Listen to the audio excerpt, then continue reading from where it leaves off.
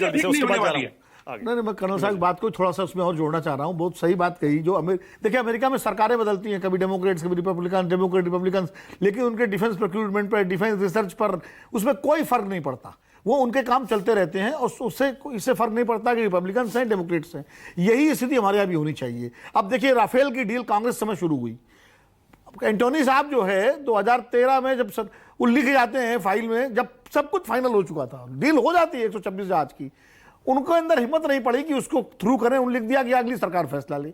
पर ये क्या मतलब है यार? आप सरकार में हो, चुनाव के नतीजे आने के एक दिन पहले तक आपको फैसला लेने का अधिकार है। हमारे यहाँ डिफेंस डील में सबसे ज्यादा करप्शन रहा है। और दूसरी बात यह है कि बोफोर्स इशू के बाद से डिफेंस डील को लेकर के हर नेता, हर जो है वो डरने लगा। हाँ। तो ये एक दिक्कत भी हुई कि हर अननेसेसरी जो है डिफेंस को हम राजनीति का मुद्दा बनाते हैं। जो रक्षा पर राजनीति शुरू हुई वो नहीं होनी चाहिए। डिफेंस डील सरकारें करें और आजादी से करें। कर्नल साहब 30 सेकंड। मैं कर्नल साहब से सहमत हूं कि ये इसका एक सिस्टम बनाना चाहिए कि बिना पॉलिटिकल इंटरफेरेंस के डील। बोलना चाहता हूं यहाँ पे जी निगात के लिए।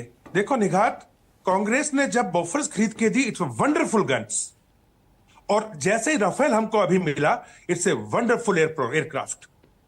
Please understand it. Let's not demean anything on defence side. वो चीज गलत हो जाती है।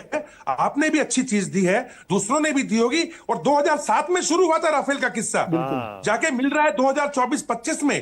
तो आप मुझे बता दीजिएगा कि 2004 में 7 में जो आप मोटरसाइकिल चला रही थी या कार चला रही थी, या के सर से पूछूंगा जो चला रहे थे, 2027 में क्या वही मारुति चला रहे हैं क्या?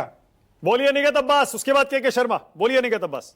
राफेल को छोड़ दीजिए कह रहे हैं कर्नल साहब। नहीं, राफेल बहुत अच्छा जहाज है। हाँ। जैसे बोफोर्स बहुत अच्छी गन है, वैसे राफेल बहुत अच्छा नहीं नहीं, हम तो जो सवाल पूछे मानक जी, अगर उस पर सरकार जवाब नहीं देगी और कोई अगर लीक्ड डॉक्यूमेंट होगा डिफेंस मिनिस्ट्री का और वो लीक हो गया और उन पत्रकारों ने डाल दिया, पत्रकार को अगर जेल में डाल देगी और जवाब सामने स्पष्टता से अगर सरकार नहीं देगी तो ये सवाल उठेंगे। मेरा तो सिंपल सा जवाब था।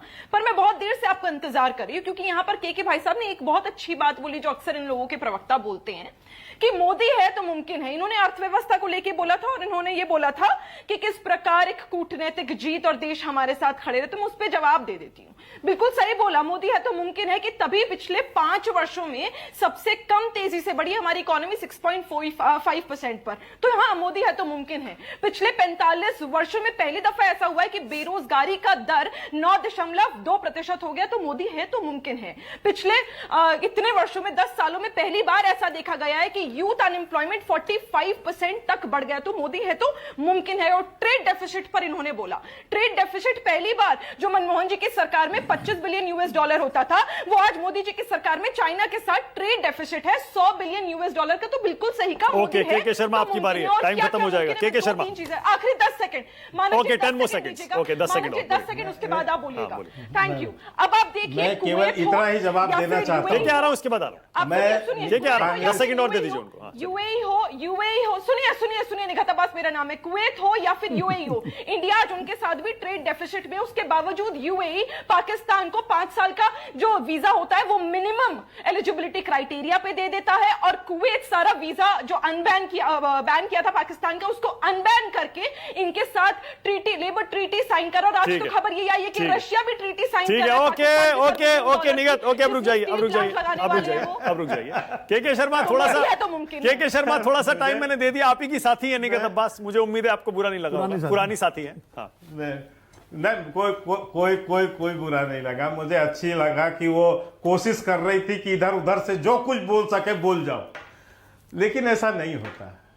केवल एक उदाहरण बताता हूं कि यदि 10 साल की सरकार इतनी अच्छी इनकी मनमोहन सिंह की चली होती तो 14 में हारते क्यों? और फिर लगातार 3 बार चुनाव हार गए आप। और इतनी कमी हम पे होती तो हम लगातार 3 बार सरकार बनाते कैसे? तो निखत जी, केवल इसी से आप विश्लेषण कर लीजिए। बाकी ये तो क्या हालात थे 10 साल में यूपीए सरकार के, अभी बता रहे हैं। 2007 में जिस राफेल को खरीदने की कोशिश थी, वो केवल और केवल भ्रष्टाचार के कारण आप फैसला नहीं कर पाए और देश की सेना को उस बुरे हालत में आपने पहुंचा दिया था।